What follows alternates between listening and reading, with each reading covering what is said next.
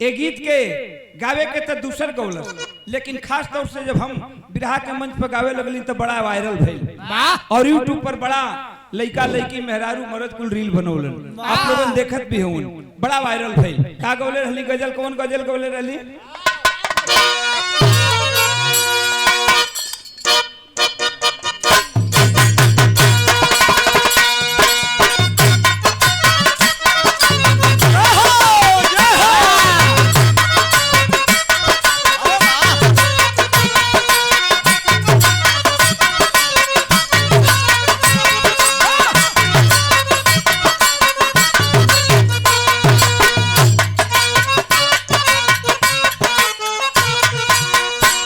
Writer देखें, गीत लिखना भोजपुरी और राइटर के मैं सलाम करता हूं और गायक को भी सलाम करता हूं। राइटर का लिखलन, कोनो लइका लइकी का प्यार का बात बा, लइका लइकी से प्यार करत बा, लेकिन लइकी के पता नहीं खे कि हमरा से प्यार करत बा।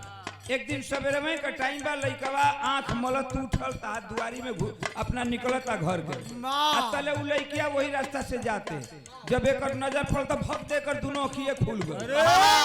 चिहुकल तो चिहुकल देख के लइकिया हंस दियलस, आ तनी लइकियो मजाक कर दियलस।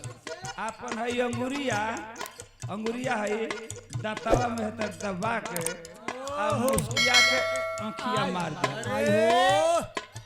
जब अखिया मार दिया तो लइकवा एगो बात कहलस। का कहलस?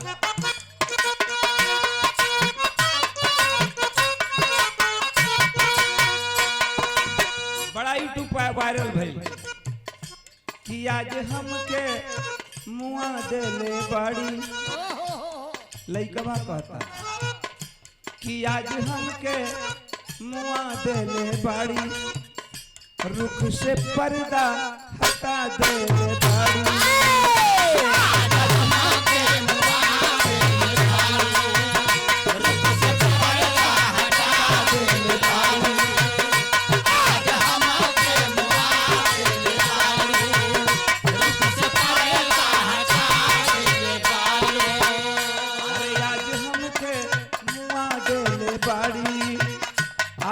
से पर्दा हटा देले बाड़ी, आज अच्छा कटी दिन बुझाता, आज अच्छा कटी दिन बुझाता, अब हो रही मुस्कुरा